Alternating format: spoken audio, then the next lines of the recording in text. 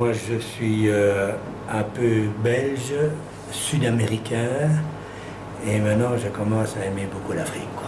Vous commencez à devenir malien. Oui, je me situe comme citoyen de la planète, quoi. Ah, d'accord. Donc voilà, Jacques vient d'expliquer un petit peu ce que nous faisons au Mali. On essaye de planter des arbres dans les écoles. Je pense que c'est un moyen efficace pour lutter contre la désertification, c'est travailler avec les enfants, plutôt que travailler avec les adultes, parce que les adultes, l'information rentre par ici, elle sort par là. Donc l'enfant qui rentre à l'école à l'âge de 6 ans, il rentre avec un arbre. Et il arrose pendant toute sa scolarité, et quelque part, ça lui rentre dans l'esprit de se dire, les arbres, on va les respecter, on va essayer de ne plus les abattre. Et ils vont essayer de transmettre cette information aux parents, et peut-être qu'un jour, on va décider d'arrêter d'abattre des arbres dans le Sahel, parce que malgré tout ce qu'on dit, malgré les beaux discours, ça continue. Enfin, voilà, en 2 mots, ma présentation. Alors ici, les arbres ont bien poussé, là, ça fait une belle cour de récréation. Trop compliqué. Attends, c'est quelle classe ici? Alors, ça c'est pas les photos, ça c'est la caméra. Voilà. Voilà. Je vais faire filmer ça d'abord. Où est-ce qu'on va? On va aller à l'ombre. À l'ombre, hein? Ouais.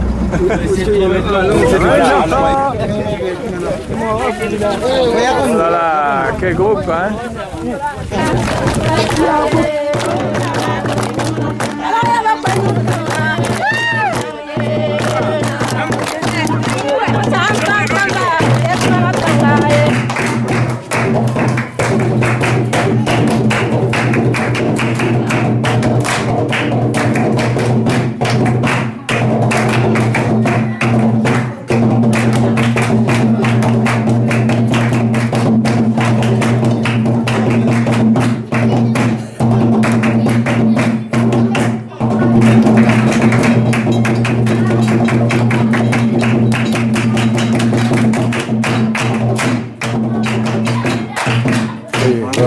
Voilà. Qu'est-ce qui se passe là? Un exemple d'un ouvrier patagon Un ouvrier patagon, qui est en train de desserrer un peu parce que un africo-patagon. est en train de réparer la mobilette de sœur Marthe et de sœur Berthe. Alors voici l'entrée de la mosquée de Mopti. On peut penser à celle de Téné. De l'apéro, non? Un petit peu d'eau avec Petit pastis là. Allez, donne-moi un petit peu. Allez, l'eau et puis. Un petit pastis. Il va mettre des frites. Tu fais la course?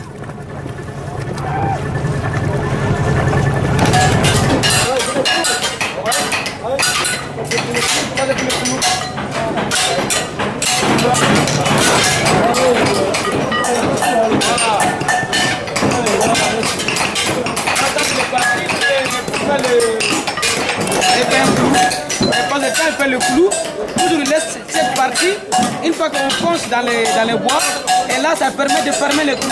Et comme ça l'eau ne passe pas. Vous voyez, c'est bien. Oui, c'est avec ça qu'on fait les clous. Et voilà. Voilà.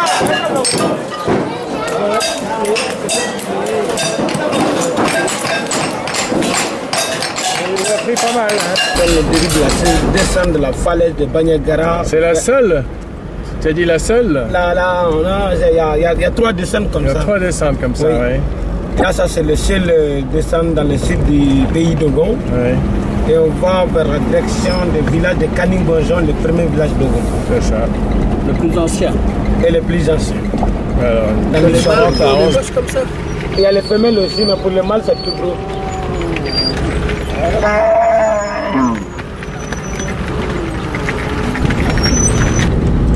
Alors là, c'est la piste de sable carrément. Là. Ah oui. Dans 3 ans. C'est toi qui suis le président. Hein. Ah bon?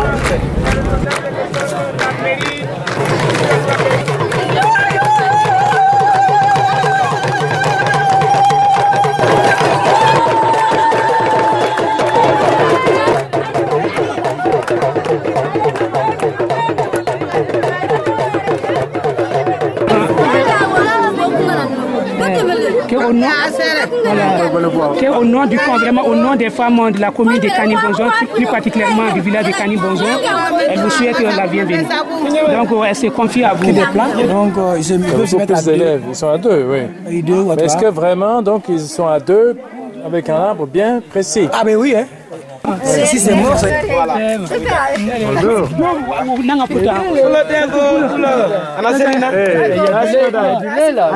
y a du lait. Ça, c'est une peule. Ah, c'est une peule. Voilà. Oh là là, mais c'est des toutes petites, ça. Voilà. Mais tu as vu ces toutes petites là? Oh là.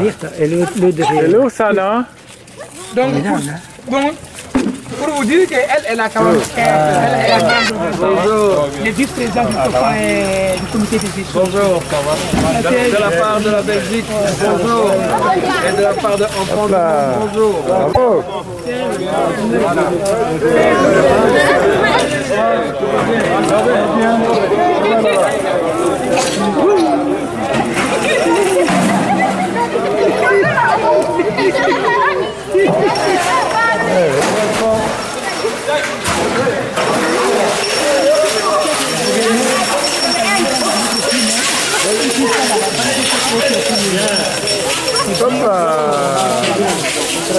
Il est rapide, hein?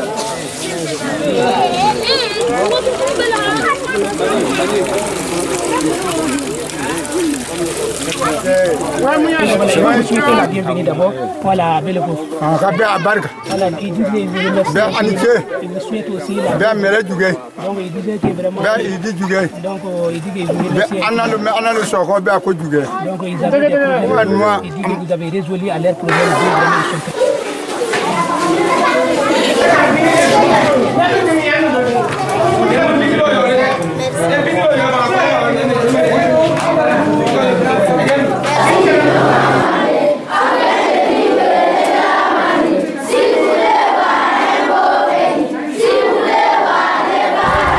La sortie de Cani-Bonzon, le barrage.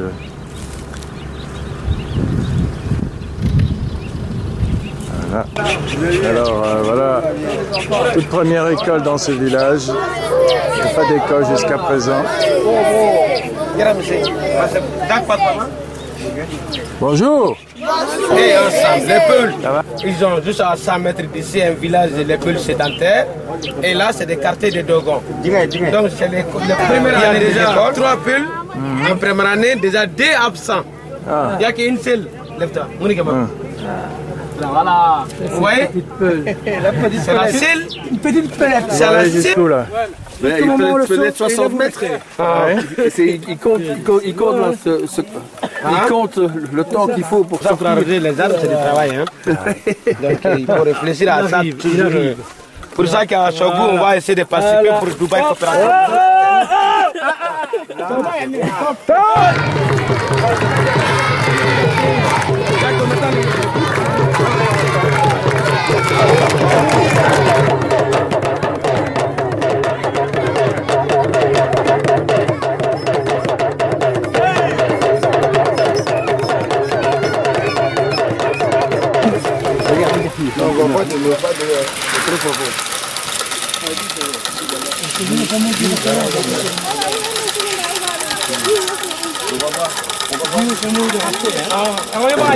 Je m'appelle Sumala Yoda Guindo, je suis le premier ministre. Je m'appelle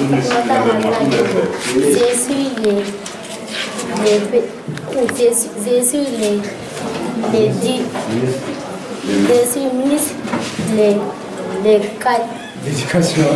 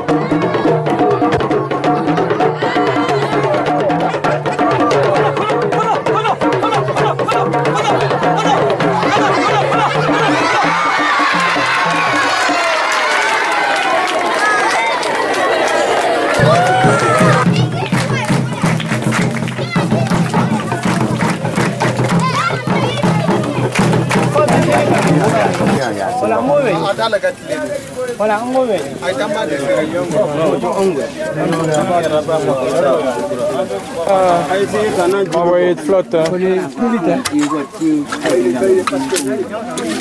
Ah, ça sort.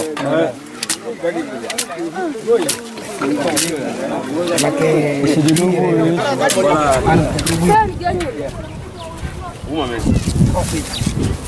30 litres. Au moins 30 litres. Au moins 30 litres. Elle pèse, à mon avis, elle ne doit pas peser plus que 30 litres, 40 litres. Ouais, ouais. Elle est en train de porter là. Elle pèse pas des litres, elle pèse des kilos quand même. Hein?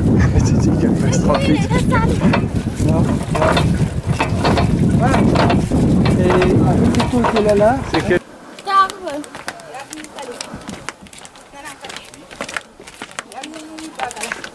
Oh, si, no, si.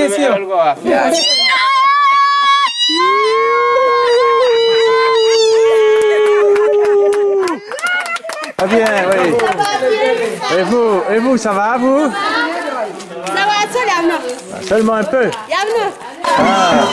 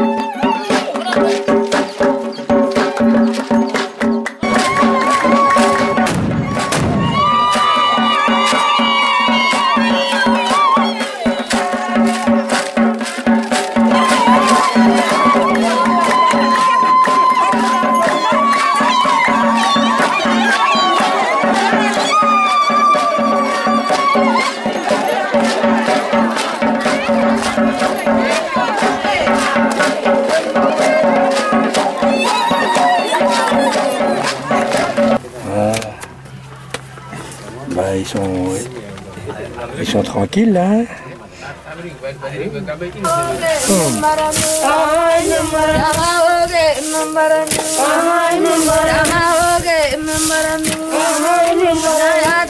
Ici, nous sommes au puits qui a été construit par l'association Puits en Pays de Bon. Ouais.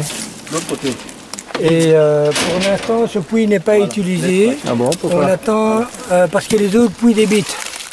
Ouais. Alors, on attend que les autres puits arrivent à la fin pour commencer à utiliser celui-ci. Il descend à combien? Hein? Il descend à 36 combien? mètres. 36. Ce puits, il est dans une nappe, je dirais une poche d'eau renouvelable, qui est tout à fait finie. Tu vois?